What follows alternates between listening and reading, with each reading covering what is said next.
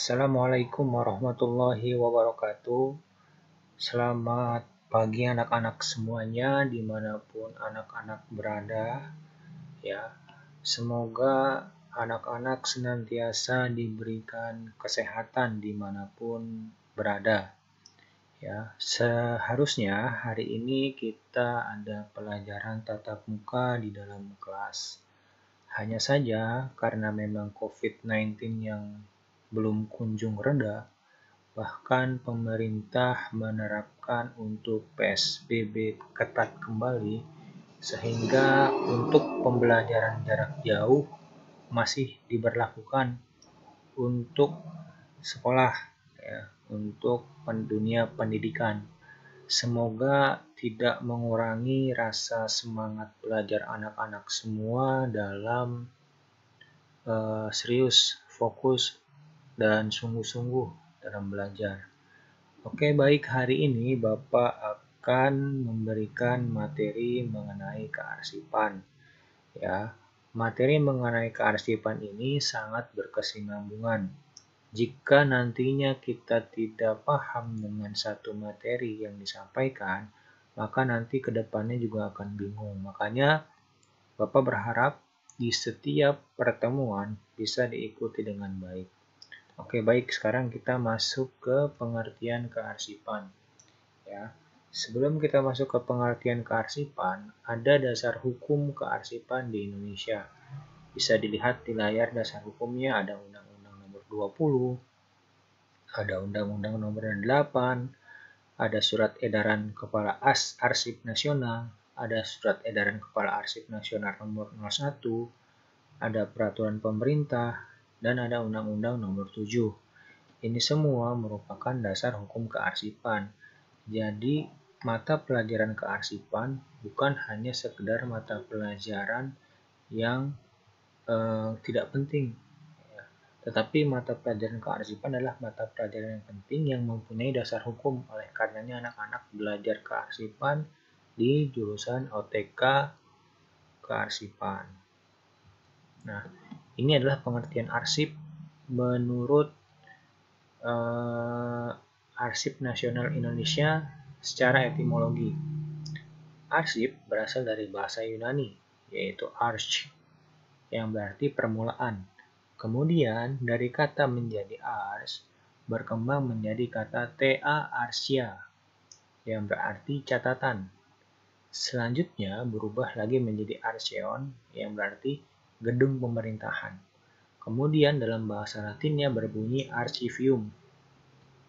Ini merupakan asal mula apa itu arsip. Kata-kata arsip asal mulanya dari mana? Ini adalah pengertiannya.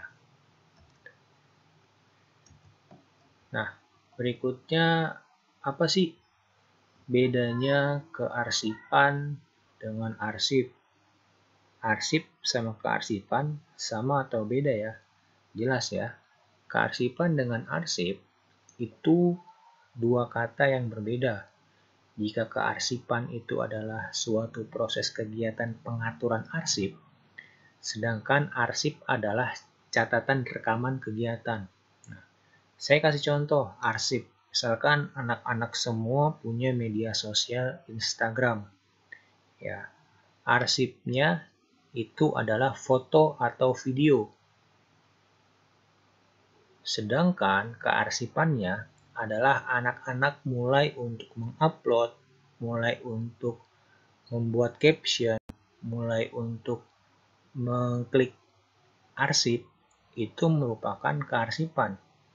Arsip itu adalah bentuk fisiknya, sedangkan kearsipan itu adalah proses pengaturan arsip, mulai dari penguploadan, penciptaan, penerimaan, pencatatan, sampai penyimpanan.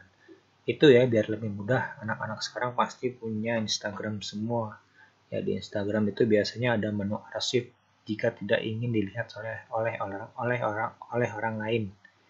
Ya, beda arsip dengan kearsipan. Dan orang yang mengurusi tentang kearsipan itu namanya arsiparis. Ya, bisa dipahami ya bedanya arsip dan juga kearsipan. arsip itu adalah bentuk fisiknya, catatan rekamannya, sedangkan kearsipan itu adalah pengaturan atau proses kegiatannya. Ya. Selanjutnya di materi kearsipan nanti kita akan belajar juga mengenai pengertian indeks arsip. Mungkin di semester 1 kemarin sudah sempat dibahas mengenai indeks arsip. Nah, nanti di praktek ini bisa lebih detail dan lebih mendalam lagi mengenai indeks arsip.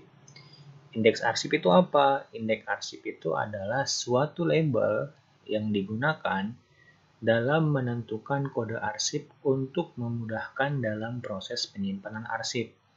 Nah, biasanya dalam surat, jika kita langsung nanti menyimpan, itu kita kasih kode dulu suratnya biar nanti mudah untuk pencarian kembali. Ya, kalau masih bingung, dipahami dulu pengertiannya. Minggu-minggu depan nanti kita akan mulai praktek. Oke, lanjut. Ini adalah kegunaan indeks. Ya, seperti tadi pengertian dari indeks adalah untuk memudahkan pencarian kembali, dan kegunaannya itu ada dua. Yang pertama adalah membedakan berkas satu dengan yang lainnya. Yang kedua adalah sebagai sarana penemuan kembali arsip. Membedakan berkas satu dengan yang lainnya itu kayak gimana? Membedakannya itu misalkan ada dua surat. Misalkan surat pertama itu dari PT Cakrawala.